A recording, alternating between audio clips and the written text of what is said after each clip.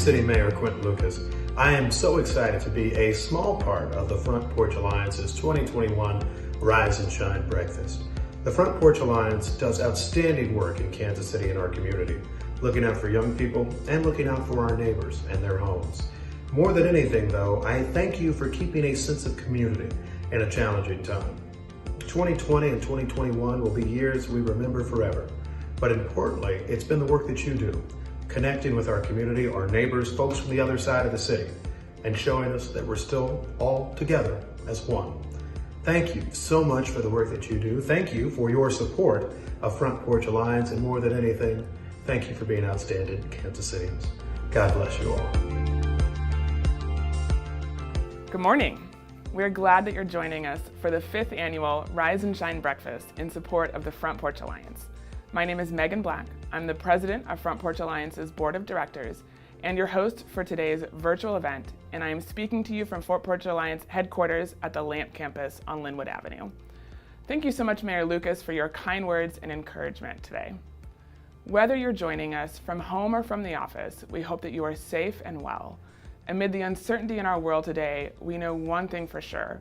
We would much rather be connecting with you in person over a cup of coffee, a fresh juice, and a delicious breakfast. But for now, we're playing it safe with this virtual event, and we're so grateful that you are still choosing to join us.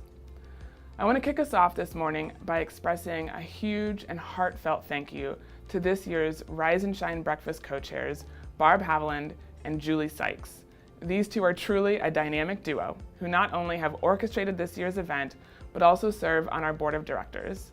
Barb and Julie, your enthusiasm and commitment are much appreciated, and Front Porch Alliance is very lucky to have you on our side. Our board of directors is also grateful for the many sponsoring companies and individuals displayed at the beginning of our program. Our donors and community partners are essential to our success because you allow Front Porch Alliance to meet individuals and families where they are. You help us to provide the resources families need to overcome everyday challenges and to do so with dignity. Thank you for responding with such kindness and generosity. As we spend the next few minutes together, I hope you will be inspired, not only by the ways Front Porch Alliance is working in Kansas City's under-resourced neighborhoods and supporting the children and families who live there, but by the opportunity to unite as a caring community. One way to do that is by sharing a gift with Front Porch Alliance, simply by clicking the donation links in today's Facebook posts or the email you may have received, or by visiting our website at the address displayed on the screen. We've all been through a lot this last year, but for many of our neighborhood families, these challenges have been a test beyond the imagination. Thankfully, Front Porch Alliance has worked hard to be a steady and reliable circle of support for families having to navigate an extraordinarily stressful new normal. Leading us through this time has been Jatame Taylor, our executive director, who you may remember from last year's Rise and Shine Breakfast when we formally announced her as the incoming executive director. Jatame has important updates about Front Porch Alliance and the ways your continued support are helping to create a stronger, healthier community. I think many of us in the nonprofit helping professions have had a challenging year, basically because we work with the people, and this has been a year that has interrupted a lot of folks' lives. One way that Front Porch Alliance has come through stronger and better than ever is by collaborating with folks like you. We are in the schools, we are knocking on doors, we are developing programs, a few of them that we started this summer just to make sure we meet the needs of the community. There are 3 ways and 3 pillars in which we have used at Front Porch to interface with some of the intersectionalities of the challenges that have been happening this year. One would be within early learning. I've spent the last 21 years working in community, and so the center of community to me has always been families and children. Here at Front Porch, a parent coach is a partner to our families. We work with our families to set goals and help them reach those goals. We help provide resources so that they can accomplish those goals. They get to see a new face. They get to learn different interpersonal skills, and it's a breath of fresh air to know either you're on the right path or a way to guide to get there. So today we are working with our family on some motor skills, some language skills. Mom is really big on Spanish. Hombros, So really helping them develop and be ready to transition to a Head Start program. The second pillar of programming is youth programs. That is centered around STEAM initiatives. And so we have everything from youth from the age of 5 to 16 working with videography, working in arts. Part of the emphasis for both groups is to build peer-to-peer support, get to actually see people and be present, and then also really emphasizing social emotional wellness and recognizing that we need supportive adults, we need supportive peers. It was very fun and it was different and creative. I got to meet a lot of different people. One of my favorite things was getting to connect with everyone. I made a lot of friends. We make a lot of jokes, and stuff friends do. This has been such a wonderful summer. I think this program has gone so much better than I could have imagined. Just the amount of places we've been, the people we've been able to meet and connect with has been a phenomenal part of the program. Finally will be the leg, our pillar of community programming, and that is where we'll do minor home repairs. We're here from Front Porch Alliance, who does a really good job with helping the residents in the Ivanhoe district on Wabash. And this lady had a porch that was really in bad shape. We tore it off and we're putting a new one on, as well as repairing the railings going up into her home. We're a team, but we're also friends. They're my buddies, my teammates. I enjoy working at Front Porch Alliance, mostly because we have a very talented group of people who work here, all passionate about community, youth, children, programming, collaborating, and so those are the things that we bring as a collective to the community. One thing that especially draws me to this group of folks is that we all know we are not the experts, the community is, and so we do what we can to make sure we reach the community, speak, listen to those things that I may not know, you may be an expert in, and we're able to share that and work through it together. And finally, what I would say is, in times of need and crisis, like we've had this last year, to see how everyone is able just to pull together to make sure we are all taken care of.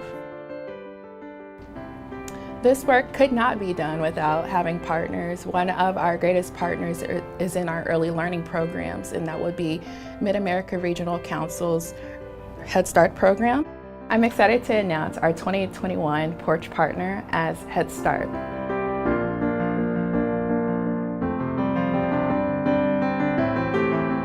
If you're interested in being a partner with Front Porch Alliance, please go to our website at www.frontporchalliance.org. We would welcome you as a volunteer to use your time in working with our families or monetarily by supporting our programs through your financial donations. Thank you, Jatame, for your leadership, and special thanks to our amazing staff and dedicated volunteers. There's no doubt that the pandemic has tested us and our neighbors, but it has also proven the courage and resilience of our families and our neighborhood partners. We are inspired every day by the kids and parents who collaborate with Front Porch Alliance. I'm particularly supportive of Front Porch Alliance's commitment to partnership and collaboration with people and families in the communities that we serve, which includes my own Blue Hills neighborhood. For example, we work every day with the brilliant students at Faxon Elementary, right down the street from where I live. Our PALS program plays an important role at Faxon, encouraging academic achievement, bringing in tutors and mentors, and nurturing meaningful relationships. Here's former board member and long-standing friend of Front Porch Alliance, Charlotte Davison, to share more about the PALS program at Faxon Elementary. The PAL program was one of Front Porch Alliance's first programs in 1999. I began as the volunteer coordinator of the PAL program in 2002 when the executive director asked me to do that. When I introduce a PAL to the child, I often tell them, this PAL is going to be here for you all year long, coming just for you every week. And the first reaction from the student is sort of amazement, and then the smile crosses her face. I remember one teacher telling me she had a student that he just needed a friend. We didn't need to worry about math or reading. He just needed a friend. He had a tough circumstance. And so I decided that was going to be my student for the year. And I took him and we journaled and we talked and sometimes we hugged, but we got him through that year. PALs do more than tutoring. They stock the food pantry. We bring in coats and socks and mittens, sanitizer. We help with assemblies and celebrations. We are part of the fabric of this school. I am still involved at Faxon because it is a joyous place to be with these children, with the teachers who show their appreciation, with Ms. Snipes, our principal, who considers the PALs part of her team. This program is important because these children are important, and it's important that they get a good education and feel good about being at school. And our PALs provide a relationship that supports them, makes them want to be here, helps them get through the school day. That's what makes this program run, that's what makes it successful, and that's just a reflection of Front Porch Alliance.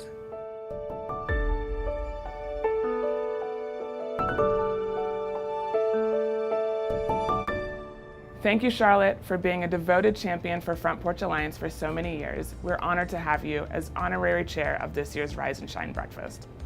And speaking of champions, I'm honored to introduce our special guest today, a well-known and widely admired community advocate and entrepreneur.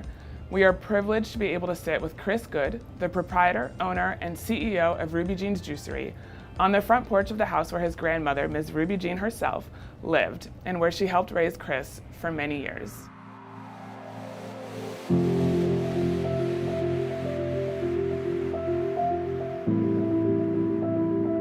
Chris Goode. Yes. It is really, really exciting to have you on the front porch of your grandmother's house. Absolutely. In the Ivanhoe neighborhood. It's especially meaningful to Front Porch Alliance because we were founded out of this neighborhood, and as is clear in our name, we're founded on the front porches of this neighborhood. So it's a really particularly special treat to get to have this conversation with you here in this setting. Likewise. It is a beautiful thing to sit right here on this porch for me, so. Will you tell me a little bit about this house, this porch, this neighborhood? Tell me about your grandmother and... Yeah, so this was my grandmother's home for as far back as I can remember. I was a young kid when she lived here. We lived right up the street. This is 39th. We lived at 42nd. So we would run up here to grandma's house. Literally run? Literally run. Yeah. If my mom was working or something, we were typically here. Yeah. So I feel like we spent more time here than at home, oddly enough, but all of the holidays and Sunday dinners and everything that I remember in my mind, now as a 37-year-old, it comes from this house, my childhood. And so I can just, remember my grandmother being on this porch and, man.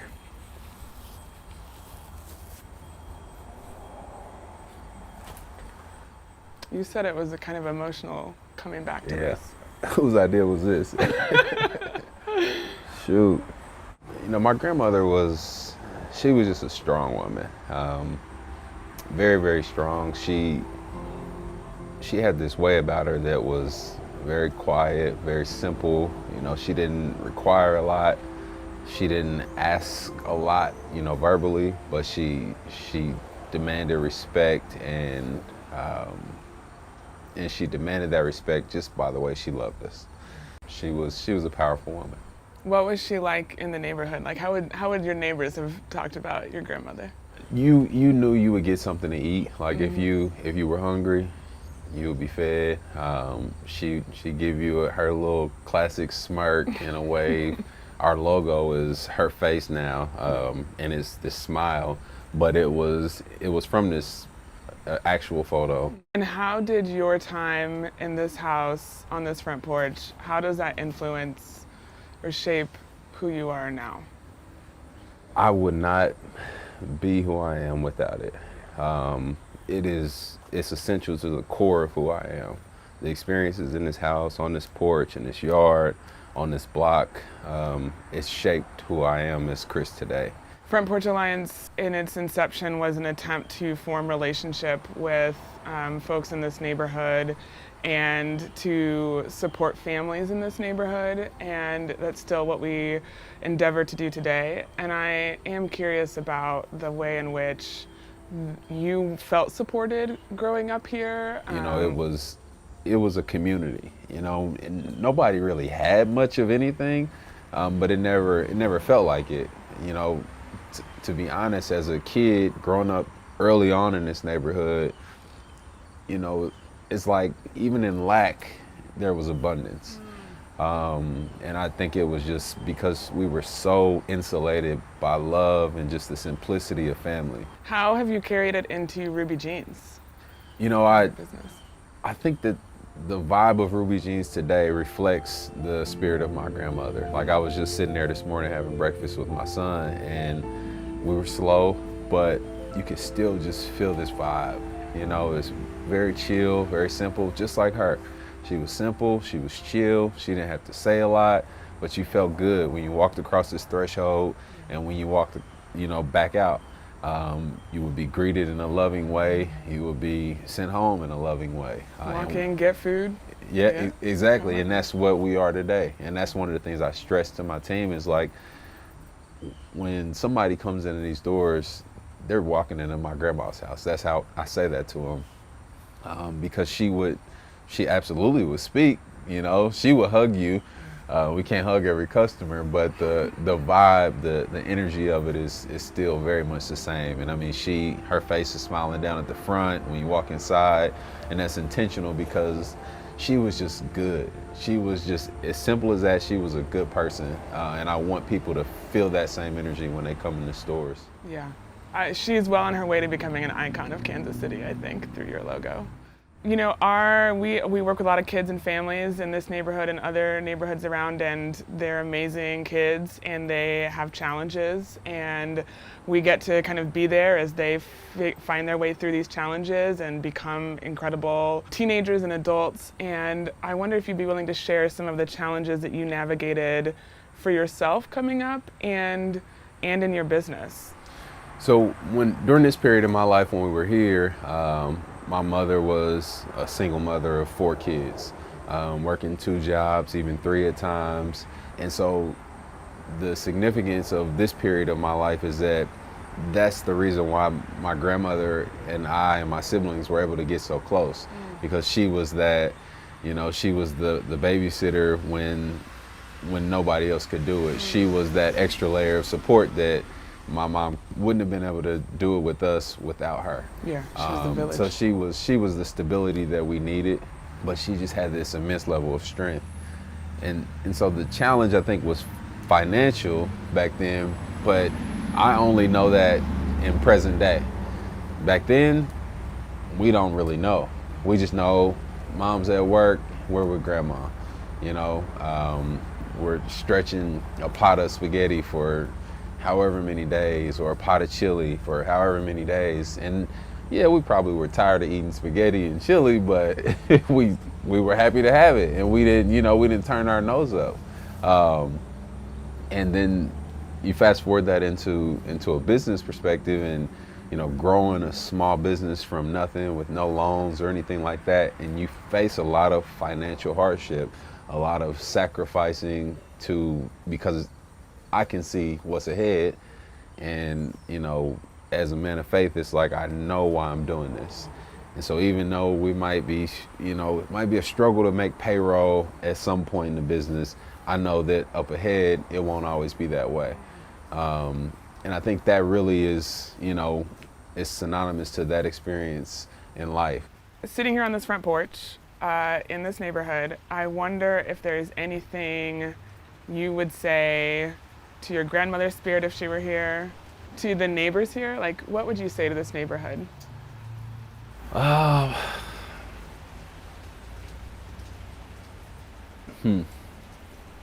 would say that home is truly where the heart is. I think that it's important that we always want to grow, and you know, we strive for more, and we start to look outward as to like, oh, my more is in this neighborhood, or it's in this side of the city because it's already pristine and it looks nice. No, this is home, and this can be where that growth occurs.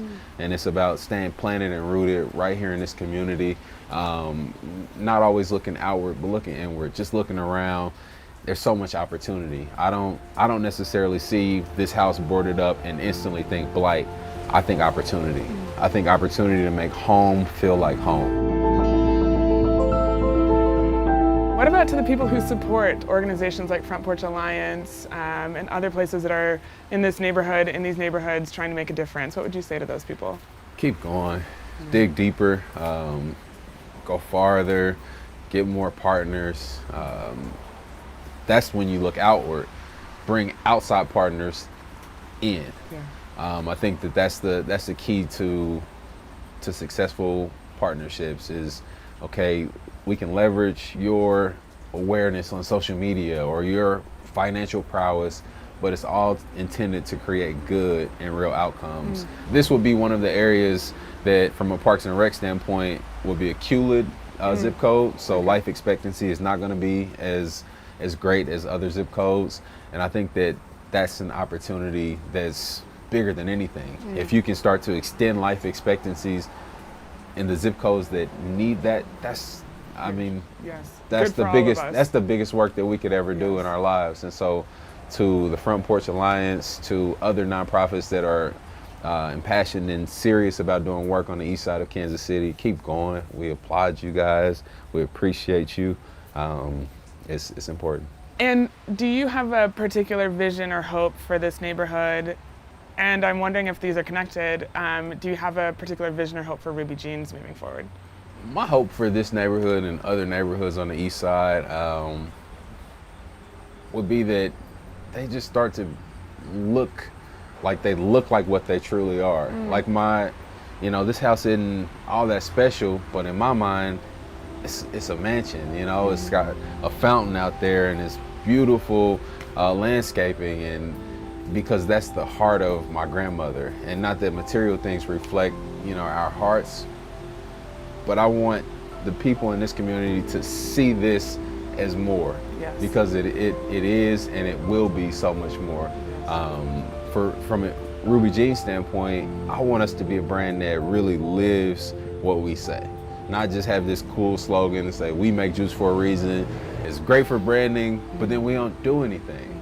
And so my hope is that we live by those words, that we actually make sure that reason is to pour into communities like this, to pour into the kids of these neighborhoods, and to increase the awareness of health and wellness, to say, we're gonna come to you. We're gonna meet you where you are.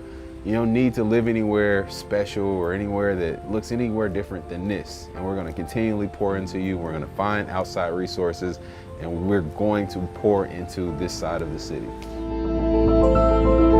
I am really grateful on behalf of Front Porch Alliance and all of our staff and families and donors that you had the wonderful idea of bringing us to your grandmother's porch. It feels very special, and we're really grateful. It does. Yeah. Thank you. Yeah. Thank you for having me.